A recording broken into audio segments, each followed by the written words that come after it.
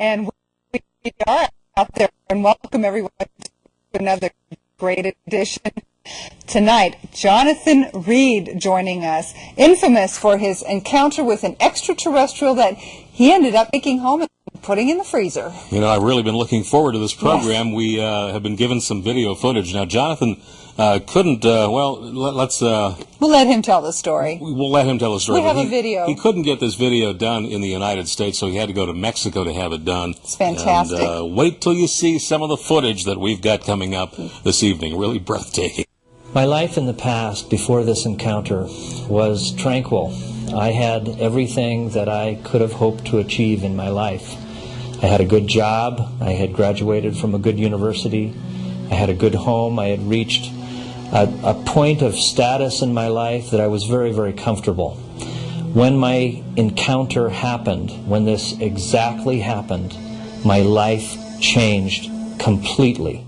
Dr. Jonathan Reed was a child psychologist who, back in 1996, had an incredible encounter with an extraterrestrial. Tonight, he joins us by phone from an undisclosed location to share his story. Welcome, Dr. Reed. Thank you, Kate. Thank you, Richard, for having me. I'm very excited about this. Hi, Jonathan. This is one of the few interviews that we've had over the last 3 years where we don't know where our guest is. Well, I can tell you I'm in Canada. Okay. Okay. I live both half the time in Mexico and half the time in Canada. Why do you have to live in Mexico or Canada, Dr. Reed? Well, it's a choice. Since the encounter happened in 1996, as you know, my life has changed a great deal. And I've chosen to take this to where people accept this, not to where they attack me, my family, and my friends. You've had much, I'm sorry, Richard, you've had much better success even getting it out to the public. Like, for example, your video, the one that we just showed a clip, had to be done in Mexico. Exactly.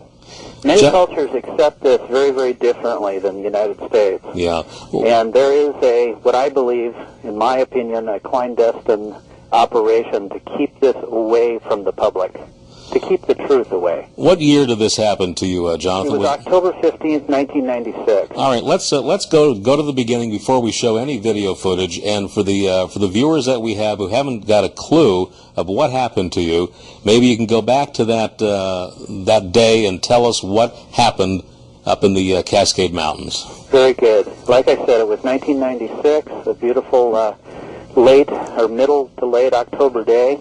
I went for a hike in the woods, a walk with my dog Susie. She was a 7-year-old golden retriever who was like a member of my family. And we had done this many times before, you know, where you take the dog out and run independently in the woods. Now, this wasn't a park. This is up by Snoqualmie Pass, which is at about 5,000 feet elevation, about 60 miles from Seattle. And what I had done is got out of my Jeep and literally went for a walk. And about an hour into the walk, my dog took off running, barking, maybe chasing a squirrel or a deer. That's not unusual. But this time, the barking sound changed. It became very aggressive, very angry. And when you have an animal that you've been around for several years, you learn to understand the different tonalities of their bark. Well, she was definitely after something, and then again it changed to the point where she was being pursued, I thought, by either a bear or a wildcat, which is native to this part of the country. So I was concerned. So as I ran up to where I had lost sight of her, but I could still hear the barking, I decided I would take off my day pack, pick up a large branch that was laying on the ground like a very long baseball bat, in case I had to untangle her with a raccoon or a wildcat. And as I pursued where she was, trying to locate her exact position by the barking, I came over this rise and was face to face with my dog connected to what looked like, at that moment, a small creature or even a childlike being, but it was very dark.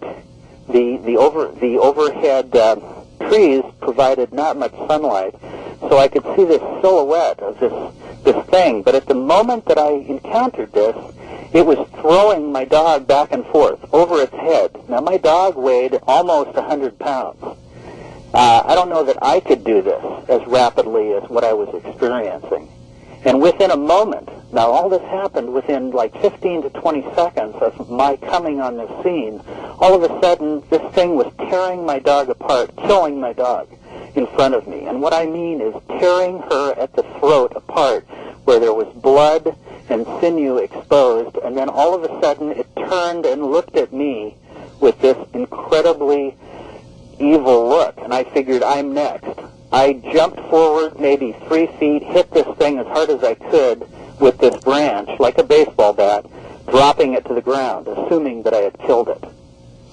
Okay, we're going to get to a piece of video footage right now that will take us through the next step of this. This is now after you've struck the creature and it's fallen to the ground. Your dog is now dead, and you later on took some video footage of the area showing the obelisk and some of the forest. Can we run that now? Yes. Okay, let's hear this. And folks, I caution you, if you have young children watching the TV, this is pretty graphic footage, and it may not be for the weak of heart. Okay, let's see the videotape.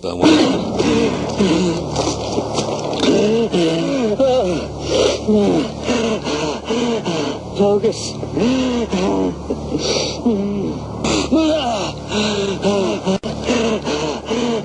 Focus.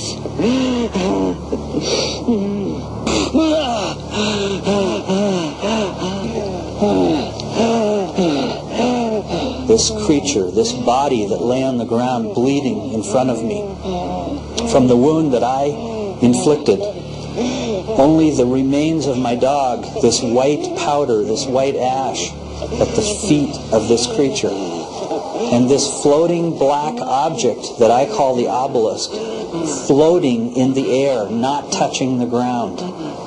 I photographed all of this with the video camera and with a still camera, hoping that something would be recorded, hoping somehow to record this moment and regain my sanity.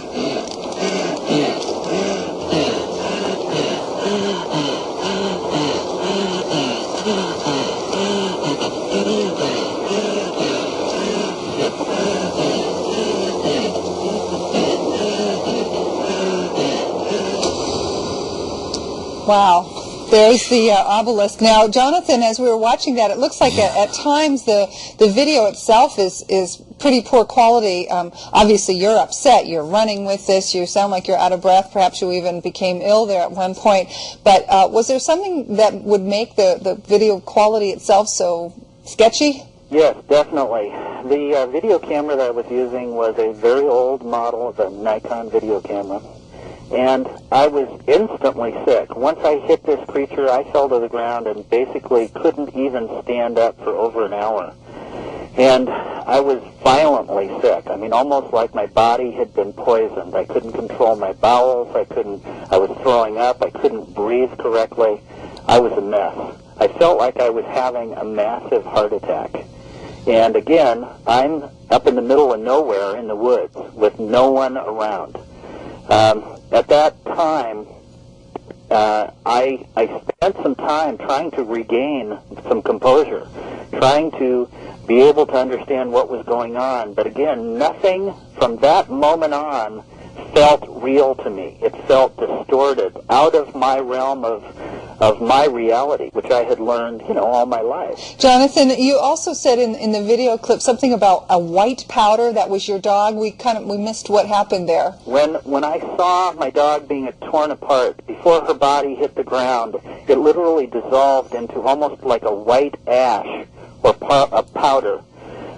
Incredible, unbelievable. And like I said, after spending an hour and a half being sick, I regained some strength, got up, and said, I've got to try to record this. And what happened